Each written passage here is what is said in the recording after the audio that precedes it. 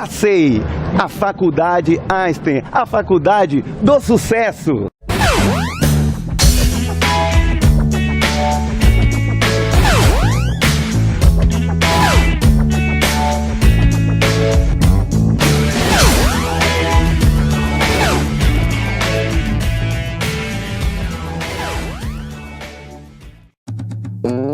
Salvador será palco de um grande evento. Primeiro Congresso Internacional da Cultura e Arte, expandindo a consciência cósmica. O congresso irá incentivar a cultura e os diversos segmentos da arte envolvendo a conscienciologia. Acontecerá nos dias 6 e 7 de novembro, Hotel Sol Bar Express, Avenida 7 de Setembro, 3577, Porto da Barra.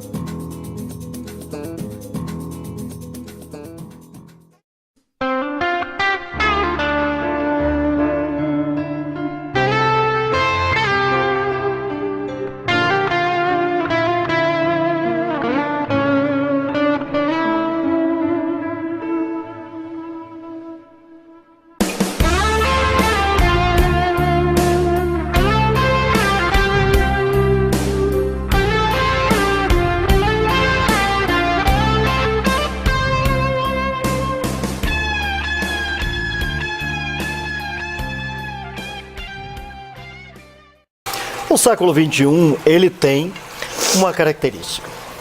Ele, em verdade, aproxima-se muito da concepção metanoia e paideia.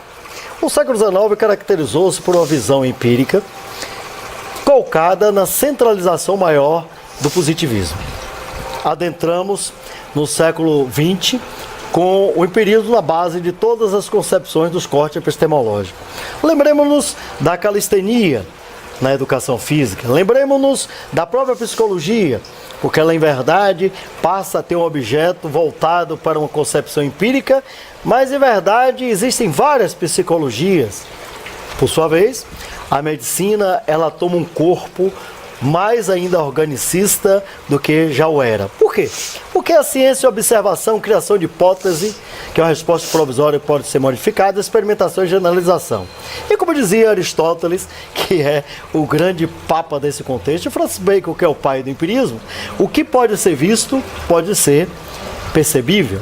E por sua vez, é-nos sabido que o corpo, ele é algo que pode ser visto. A mente, não, ela adentra em outros setores. Só que o século XXI começou-se a surgir várias especialidades. A própria medicina, ela, em verdade, deixa de ser lato sensu e tornar-se a stricto sensu, especializando-se e adentrando-se em alguns corpos de pensares.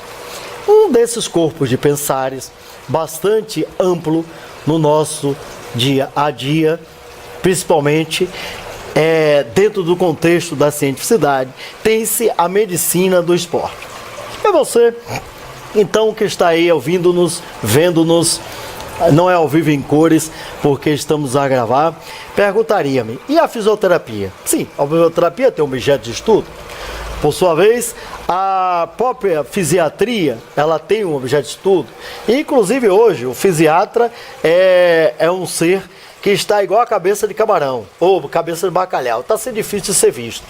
Mas a medicina do esporte, ela tem suas características e a doutora Lorena ou Glória? Lorena, olha pra aí, ó que besteira, ó que gafe. Ó que gafe, tá vendo aí, Jorge? Puxa sua orelha. Vai puxar minha orelha mesmo. Irá nos falar aqui sobre medicina do esporte e acupuntura. Em verdade, ela irá nos falar de uma visão holística da medicina. É um prazer tê-la aqui conosco, entendeu? Apesar da gafe. Que quando se faz gafe em público, pede-se desculpa em público.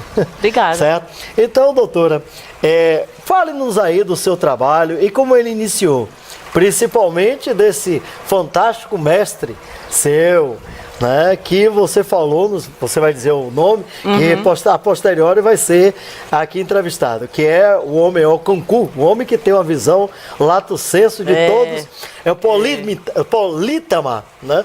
É um homem que tem uma visão de todos os conhecimentos. Prazer em tê-lo aqui conosco. Um prazer é meu. Obrigada, Zé. Eu fui para a medicina do esporte e depois para a minha outra especialidade, que é a especialidade que vocês me chamaram para falar aqui, porque eu tinha vontade de cuidar de meu paciente de uma forma muito global, geral, holística. E eu fiquei em medicina clínica há muito tempo. Fiquei muito tempo sem saber que especialidade eu escolheria. Chegou uma hora que eu achei que eu ia parar de ser médica, porque eu estava tendo muitas frustrações. Meus pacientes não ficavam bons das doenças, não mudavam os hábitos de vida deles.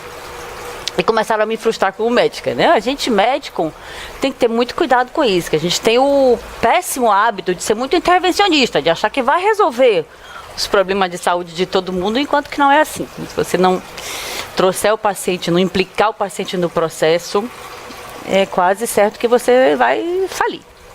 Muito bem, então, uma das maneiras de trabalhar com pessoas saudáveis, com pessoas antes delas adoecerem, seria a medicina do esporte.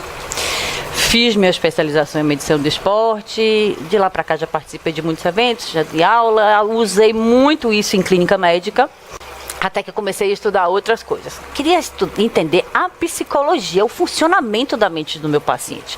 Por que a gente encontrava com pacientes que tinham inúmeros sintomas somáticos, muitos sintomas de ansiedade, muitos sintomas consequentes à ansiedade, doenças consequentes à ansiedade, e a gente só conseguia tratar o sintoma, não conseguia tratar a raiz da doença.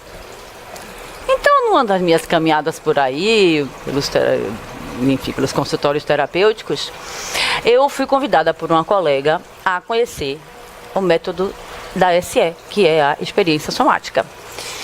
E me submeti a uma sessão de SE com ela e tive um resultado assim, simplesmente extraordinário. Achei um método muito bonito e tive um resultado extraordinário. De lá para cá, ela insistiu que eu começasse a estudar SE. Então, esse método, ele foi criado por um cientista americano na Universidade da Califórnia, Dr. Peter Levine.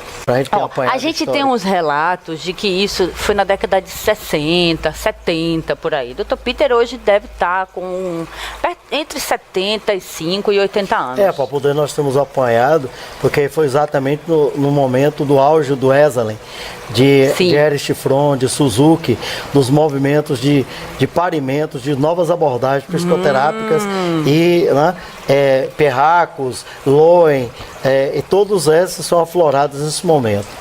Peter, ele, apesar de estudar muito outros métodos terapêuticos, ele não conseguia entender porque o paciente dele ele também entrou para a área era terapeuta, porque ele, na verdade, ele fez biofísica médica, mas ele é um consultor da NASA para estresse, ele é um homem premiado, com livros publicados e tal, depois eu falo um pouquinho sobre isso. Então começou a identificar que o paciente dele, os pacientes de transtornos ansiosos principalmente, eles tinham sintomas muito parecidos com o sintoma do choque do animal. O animal que toma um choque. Interessante. E ele tem que reagir àquela ameaça. Ele reage à ameaça, a ameaça passa, o animal volta para sua vida normal. No entanto, no ser humano isso não acontecia desse jeito. Então, Peter, ele foi muito empírico, ele foi muito intuitivo, ele foi fazendo as coisas de uma forma meio que experimentando as coisas no consultório dele. Observando os animais, ele começou a perceber, ele percebeu que a gente passa por esse ciclo de ativação, quando a gente está nervoso, a gente ativa, chega no auge da ativação, a gente vira a função do sistema nervoso para... Quando os dois estão juntos ali, o simpático e o parasimpático trabalhando ativação e desativação juntos, naquele ponto a gente vira e começa a descarregar o que me trouxe o estresse. Pronto. Como você vê o animal correr, quando você vê o animal tremer, quando você vê o animal congelar na fuga. Depois ele levanta, não sofreu nada, não morreu, o animal vive normal. Muito bem. Ele conta uma história no livro dele, no principal livro dele, o primeiro livro dele, que é O Despertar do Tigre, um best-seller, já foi traduzido para muitas línguas. Pois é, você que é da área conhece o livro. Ele conta a história, não sei se você se lembra, da paciente dele, Nancy. Nancy. Não me lembro ela... não, porque a gente lê muito, né? Quando você está na área, porque você ele trabalha, lembra mais, né? Mas você vai identificar bem, você deve ter passado por pacientes assim, é aquela pessoa em constante ansiedade, com distúrbio de sono, que roía unhas, que tinha medo de sair só, que tinha tremores, que tinha pesadelos, uma mulher que estava o tempo inteiro em medo, em estresse. Um dia, ele na sessão dela com terapia, e aquilo estava muito pior naquele dia, ele disse a ela: Nancy, se proteja, cuidado, que tem um tigre que vem lhe pegar. Então o sistema nervoso dela entrou no processo de fuga da ameaça de ser mordida, engolida, devorada pelo tigre. A mulher começou a ter movimentos muito rápidos de fuga na perna, como se ela tivesse que correr. Começou a gritar loucamente, pulou no consultório, subiu numa outra cadeira, tremia, chorava, gritava.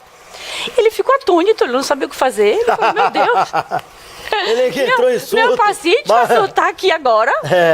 Ele entrou em surto, pior do que o dela. Ele ficou apavorado, ele não sabia o que ia acontecer. Ele estava no início do desenvolvimento do método. Na verdade, ele não tinha criado o método ainda. Mas enfim, essa mulher, depois de muito gritar, de muito tremer, de chorar, ela entrou num outro estágio da resposta de alívio. Ela foi desacelerando aos poucos, a respiração dela foi acalmando, ela parou de suar, ela voltou à cor e ela entrou em relaxamento. Não dormiu, não ficou em transe nem nada. E ele não sabia o que tinha acontecido, falou com o marido dela: bom, não sei o que aconteceu aqui, vamos ver parece que aconteceu alguma coisa boa, né? Vamos ver como sua mulher vai ficar. Enfim, ela começou a ter melhora dos sintomas depois disso. E Peter disse: eu preciso provocar isso nas outras pessoas. Mas, Augusto, com isso, claro, foram décadas esse homem estudando esse assunto. Claro, porque todo o processo, como você falou, passa por uma visão do empirismo, uma experimentação. E melhor ainda, que eu acho bonito quando vou chamar de você, né? Claro. Não, eu esqueci seu nome, mas... Eu sou da sua idade, você tá é bom, você pronto, também. Certo? Tem um médico aqui que eu vou entrevistar mais à frente, vou falar o nome dele, que é mais velho do que a gente, uns 20, 30 anos. Mas é o nosso mestre, né? Certo? A verdade é que quando você fala que experienciou e dá uma abordagem da sua experiência, isso a trouxe para um processo de estudo, é fundamental. Porque principalmente quando ele vive, sim. Né? Porque quando eu perguntei a você qual 70, né? Esalen estava no auge, né? A visão de Reich, as abordagens da bioenergética, a visão de Perracos. Tem um pouco, né? Também. A Segunda Guerra Mundial trouxe o transtorno de estresse pós-traumático, era neurose de guerra, sim. Que precisava se acelerar e trabalhar muito o corpo, porque antes só se pensava muito no processo da verbalização, de Reich. Bem que o Grodeck, ele tinha trabalhado isso. Né? Então, quando você fala essa sua experiência, e principalmente ele coloca isso, por isso que eu gosto muito do livro de Lowen, porque ele fala da vida dele. Alexander Lowen, ele fala da vida dele, né?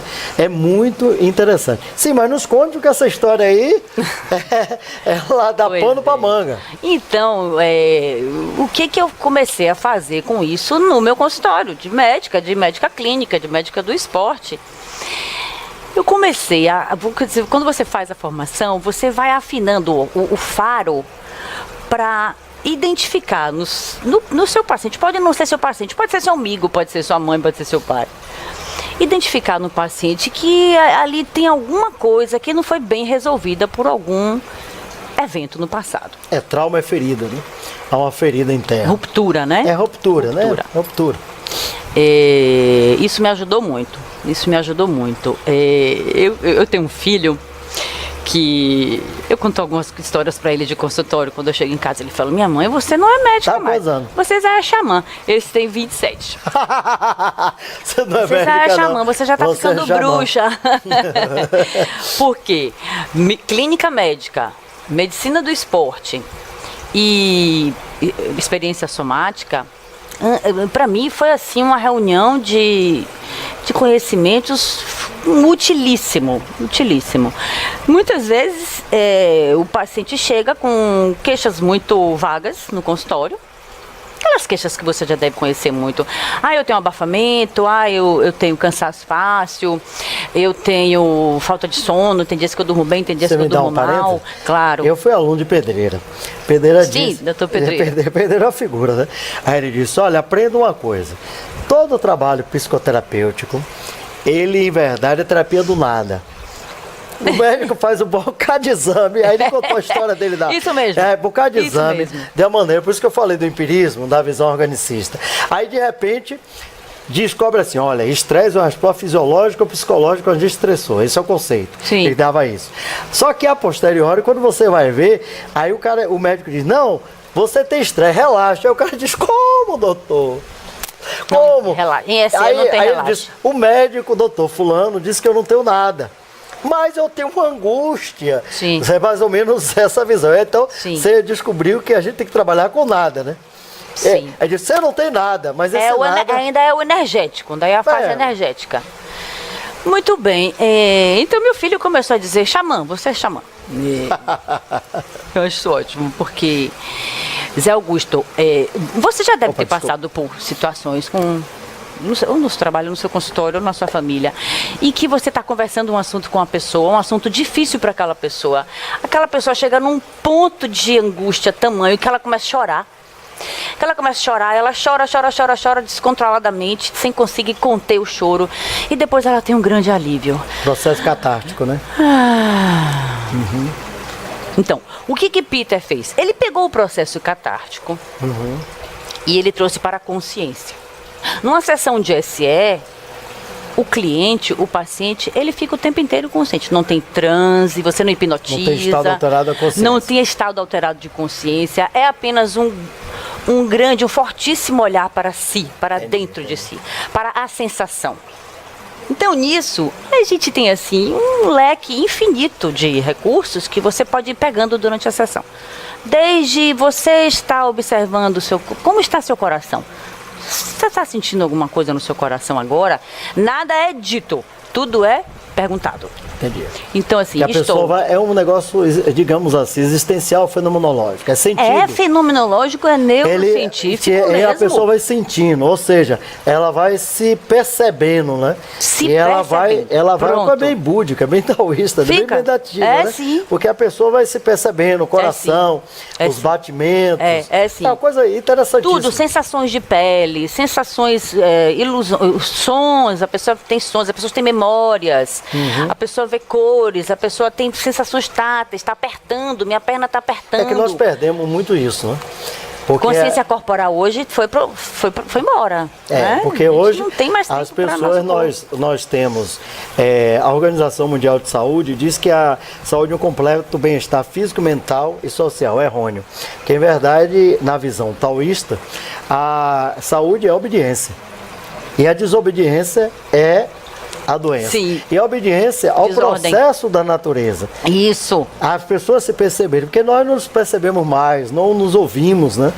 Não percebemos o universo que nós somos. Sim, não nos demos essa oportunidade. Sim, e aí ele desenvolveu esse método. Ele ainda está vivo? Ele desenvolveu o método, ele ainda está vivo, ele ainda dá aulas. Ele foi meu professor na época da minha formação, ele ainda vem aqui, ele gosta muito de ver o Brasil, principalmente a Bahia. Eu acho que todo mundo gosta de ver o Brasil. O grupo de SE da Bahia é um grupo grande, é um grupo forte. Eu mandei para aqui, para a livraria, o site da especialidade. Tem assim terapeutas no Brasil inteiro. Tem uma organização também internacional que é a Trauma Healing. E é ele que ele favorece cursos, enfim. Depois que você faz esse, você pode fazer umas outras coisas. Tem algumas sessões em que você aprofunda. Quanto tempo é a formação? A formação é de 3 anos. Pô, é formação boa, né? Longa igual a psicanálise. É uma formação a visão de 3 anos. O neo-Reichiano, né? Porque hoje não existe Reich puro, né? Que é o biossíntese, que é a bioenergética, são as formações mais sólidas. Uma vez por mês, né? Não, é assim. A gente são 3 módulos iniciantes, 3 módulos intermediários e 2 módulos avançados. Aí são como? Tem os 3 módulos iniciantes, um módulo iniciante, que é um fim de semana. Espera 2, 3 meses para estudos, para práticas. Segundo módulo iniciante, terceiro módulo iniciante. Isso é 1 ano. Isso é feito em um ano. No ano seguinte, você faz 3 módulos intermediários. E no último ano, você faz 2 módulos avançados, que são de imersão. E aí a imersão. São Quer de dizer imersão, que são um mês, 15 dias, né? Dois períodos de 6 dias corridos. Entendi. Hospedados, se submetendo à Mas prática. aqui ou lá nos Estados Unidos? Tem na Bahia, tem no Brasil todo. Né? Ah, O site tem um grande número de Agora de diga-me uma coisa. informações. Ela é direcionada para quê? Médicos, psicólogos ou pessoas que têm formações outras? Como é direcionada? Olha, não é preciso que você seja nem na área de saúde mental, nem na área de saúde. Você pode ser professor, você pode ser assistente social, você pode ser uma pessoa que não vai nem utilizar isso. Seu contexto da sua profissão. Que você vá na sua profissão. Você nem precisa utilizar esse como terapeuta. Você pode utilizar esse para você. Você pode utilizar esse para você viver melhor. Você pode utilizar esse para você entender as pessoas melhor. Entendi. Bom, depois eu andei um pouco mais e fui atrás desse nosso amigo, que você vai entrevistar daqui a pouco. Diga o nome. Que me sugeriu uma outra coisa, do Raimundo Espanha. Ele, Ave Maria. Eu não sossegue enquanto eu não trouxer Raimundo Espanha para fazer SE comigo. Polítama, eu acho que é assim que fala, porque Aristóteles foi considerado polítama, porque é polítama, eu acho que o tema é esse mesmo. Porque o homem andava daqui até aí. O nosso amigo médico em comum. Certo? Nosso amigo médico. Em comum. Ele não é só médico, mas é terapeuta, xamã, xamã, esse é o xamã. Agora você falou um negócio engraçado. Eu não sei se você viu o filme O Físico, ou leu o livro. Não. O primeiro livro da série, certo? O nosso mestre já balançou a cabeça que ele está ali em off, e ele conhece. O primeiro é físico, é exatamente o surgimento da medicina na Europa. Que uma pessoa leiga, que era chamado, eu acho que, salvo engano, barbeiro, ele vai e estuda com os árabes, Avicena. Né?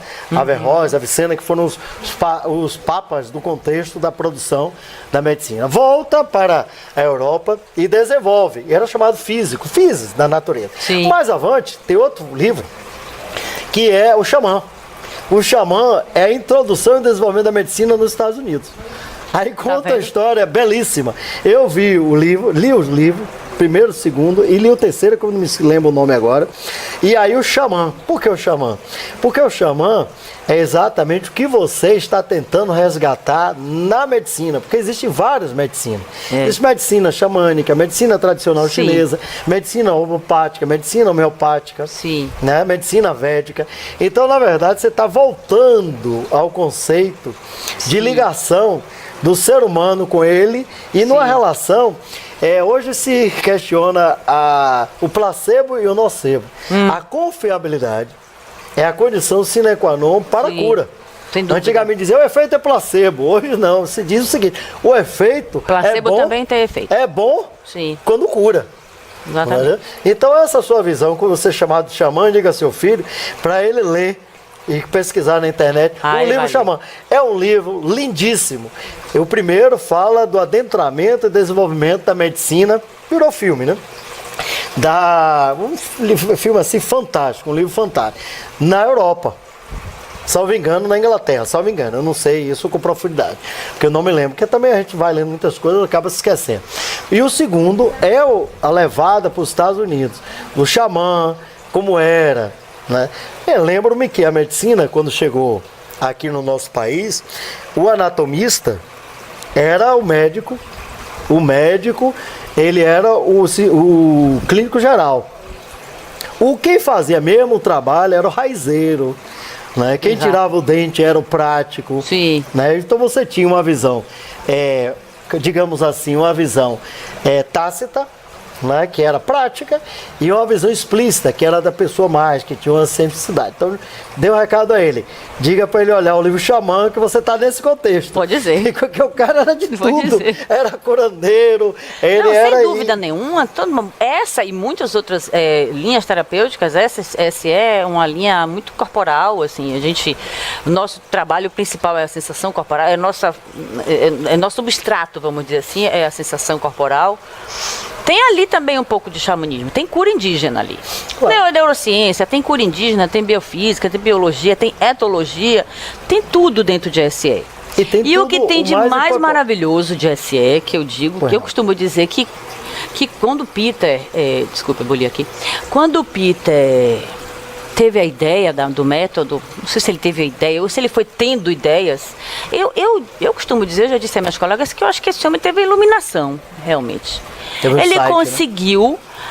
Ele conseguiu, através do simples contato humano com o que estava vindo do paciente dele, ele conseguiu descobrir um caminho onde ele conseguia chegar no vértice do trauma, onde estava aquilo fixado no sistema Aquilo que eu te nervoso. falei, o trauma enquanto ferida, né? Enquanto Corte, ferida, aquele fixada negócio no fixado. tempo, no sistema nervoso, no corpo do paciente. Você falou da ligação do sistema nervoso periférico, né? Aquela processo de homeostase, e aí de repente o caos para virar o cosmos. A homeostase é tirada da homeostase. Sim, que a gente tem, graças a Deus, essa elasticidade do nosso sistema nervoso, né? A gente Claro. transita bem entre o caos e a ordem, entre a Claro. homeostase e a alostase. E, então, a maioria dos casos, a maioria das pessoas de trauma, a maioria das pessoas de distúrbios ansiosos que procura esse método, tem resultado assim irreversível, sabe? É apaixonante, eu acho belíssimo esse e outros métodos também. Mas assim, esse serviu para mim muito, porque eu, ocidental, médica clínica, intervencionista, fui estudar neurociência, né? Peguei tudo Claro, aquilo claro. da faculdade É para aquilo que eu reestudar. falei, a visão cartesiana, positivista, Sim. organicista. Aí de repente, isso, graças a Deus, nós tivemos, graças ao século XXI. Porque o século XXI, depois da Segunda Guerra Mundial, que veio Maslow, a visão de Peter Drucker, a visão do próprio xamanismo, né, das visões dos pensadores como Erich Fromm, o próprio Capra cita isso no seu coisa, essa visão de um acoplamento, principalmente com a internet, né, Sim. do Oriente com o Ocidente, né, nós nos afastamos, aqui eu não estou dando juízo de valor, estou dando juízo de realidade, afastamos daquela visão aristotélica, cartesiana, Sim. positivista, empírica, para termos uma abordagem melhor. Sim. Principalmente com o choque de egrégora da Segunda Guerra Mundial, as pessoas começaram a perceber que elas mexiam com seres humanos e que a vida teria que ser revista, porque o século XXI ele se baliza em uma nova inteligência, a inteligência múltipla. Sim. Ele se baliza numa nova visão de espiritualidade. Enquanto o século XIX, 18 e 19, tentou acabar com as concepções, seja Marx, seja o próprio Nietzsche, mas Nietzsche foi importante porque exatamente ele deu uma percepção existencial, ele é um dos pais do existencialismo, justamente com Soren Kierkegaard e com também a visão de Martin Heidegger, o homem percebesse, mas não o homem percebesse de uma maneira, digamos assim, como Santo Agostinho disse, o homem é muito fraco para usar a razão para conhecer-se. Ele precisa estender sua mão e acoplar-se à espiritualidade para perceber que ele não é nada além de alguém que está no meio do todo. Sem dúvida. Então essa visão sua é visão melhor. Agora diga-me uma coisa. Você me permitiu chamar de você, está ministrando cursos, os cursos trabalham mais com trauma e ansiedade, né? Os cursos são abertos, você está trabalhando com workshop, com palestra. Não se preocupe em dar telefone e dar endereço, porque já está aparecendo em nossos caracteres. Né? Eu hoje sou apenas assistente do curso.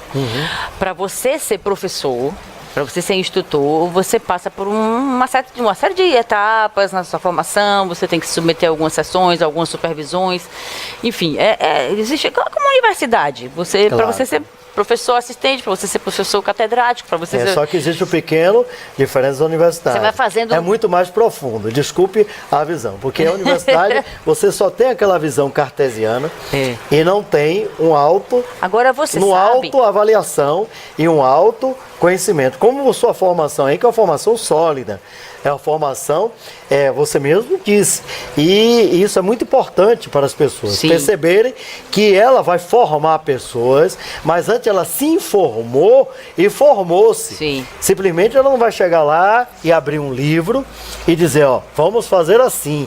Ela teve toda uma vivência, é uma experienciação, não é? É um pouquinho diferente. Infelizmente, na universidade, desculpe, Né? Não é, é uma toda crítica radical e rigorosa de conjunto. Estou fazendo uma reflexão sobre o contexto. Claro. Ela peca muito tem aprendizado. em que não prepara as pessoas para serem seres humanos. Tem isso sim. Prepara as pessoas. Concordo. Né? Quando você falou das emoções, lembrou-me de Darwin. Darwin estudou sobre as expressões das emoções nos homens e nos animais. Sim. E fez esse contexto. Mas, mais à frente, né, Daniel Goleman, certo? Sim. E o próprio Howard Gardner, ele deu à emoção uma abordagem diferente. Quando Binet foi pego a inteligência para dizer que a francesa era mais inteligente do que os outros, né? Mais na frente a inteligência foi abordada e vista de outra coisa. Isso não quer dizer que os livros não são importantes. Eu estou querendo dizer que quando você fala exatamente da vivência, na sua formação, na experiência, isso eu acredito ser mais importante. Essa sim é a ciência, que é etimologicamente o conhecimento, a episteme, né? Do presente e do futuro. E é o primeiro passo para uma grande caminhada dentro da medicina. Porque as pessoas vão perceber-se que para curar os outros, ela tem que estar curada. Sim, sem dúvida.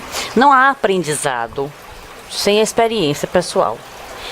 Eu posso lhe dizer que simplesmente chegar aqui e falar, a linha é isso, a linha é aquilo, sem você ter experimentado isso no corpo, na sensação, fica muito superficial, muito solto, muito teórico. Então, assim, estou falando de uma coisa que eu vivo no meu dia a dia, vivo como terapeuta, uma forma belíssima.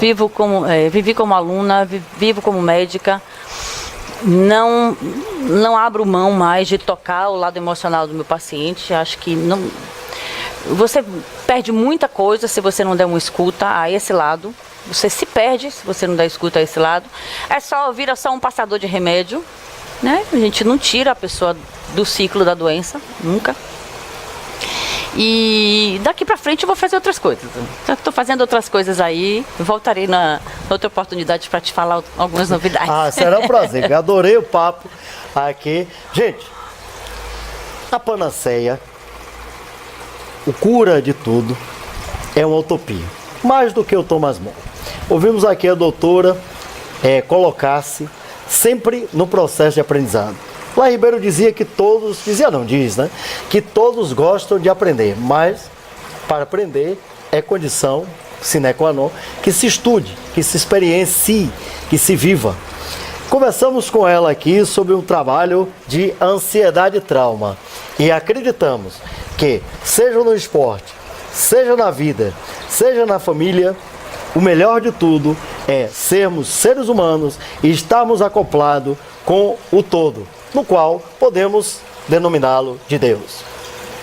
FACEI, a Faculdade Einstein, a faculdade do sucesso. Salvador será palco de um grande evento. Primeiro Congresso Internacional da Cultura e Arte, expandindo a consciência cósmica.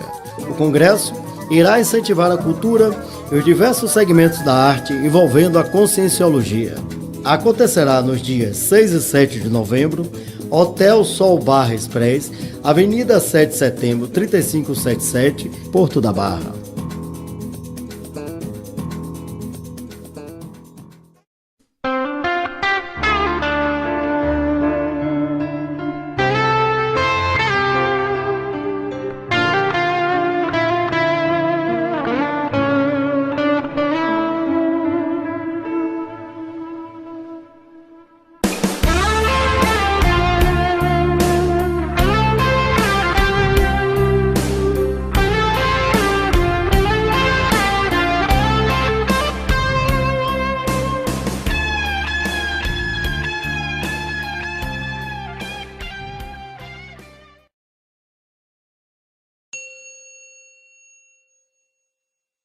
Bastante amplo no nosso dia a dia, principalmente dentro do contexto da cientificidade, tem-se a medicina do esporte.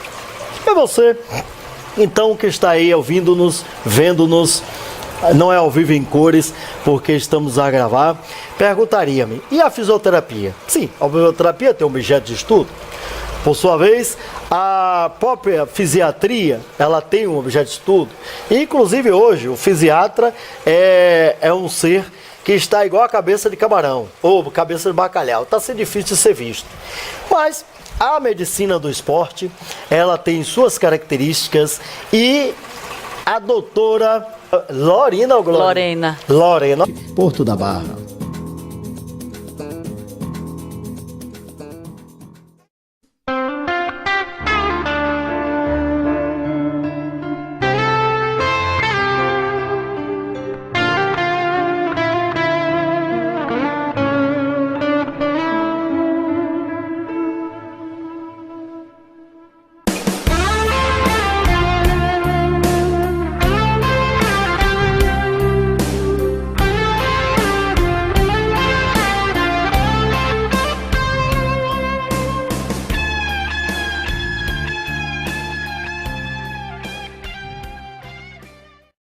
O século XXI, ele tem uma característica. Ele, em verdade, Facei, a Faculdade Einstein, a faculdade do sucesso.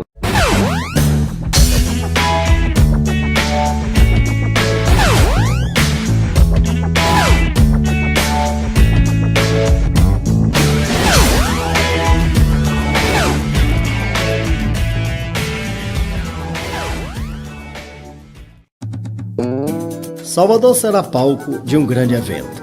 Primeiro Congresso Internacional da Cultura e Arte, expandindo a consciência cósmica. O congresso irá incentivar a cultura e os diversos segmentos da arte envolvendo a conscienciologia. Acontecerá nos dias 6 e 7 de novembro, Hotel Sol Bar Express, Avenida 7 de Setembro, 3577. que é uma resposta provisória que pode ser modificada, experimentação e generalização. E como dizia Aristóteles, que é o grande papa desse contexto, e Francis Bacon, que é o pai do empirismo, o que pode ser visto pode ser percebível. E por sua vez, no sabido que o corpo, ele é algo que pode ser visto. A mente, não, ela adentra em outros setores. Só que o século XXI começou-se a surgir várias especialidades. A própria medicina, ela, em verdade, deixa de ser lato sensu e tornar-se a stricto sensu, especializando-se e adentrando-se em alguns corpos de pensares. Um desses corpos de pensares aproxima-se muito da concepção metanoia e paideia. O século XIX caracterizou-se por uma visão empírica colocada na centralização maior do positivismo. Adentramos no século XX com o empirismo na base de todas as concepções dos cortes epistemológicos. Lembremos-nos da calistenia na educação física, lembremos-nos da própria psicologia, porque ela, em verdade, passa a ter um objeto voltado para uma concepção empírica, mas, em verdade, existem várias psicologias. Por sua vez, a medicina, ela toma um corpo mais ainda organicista do que já o era. Por quê? Porque a ciência é observação, criação de hipótese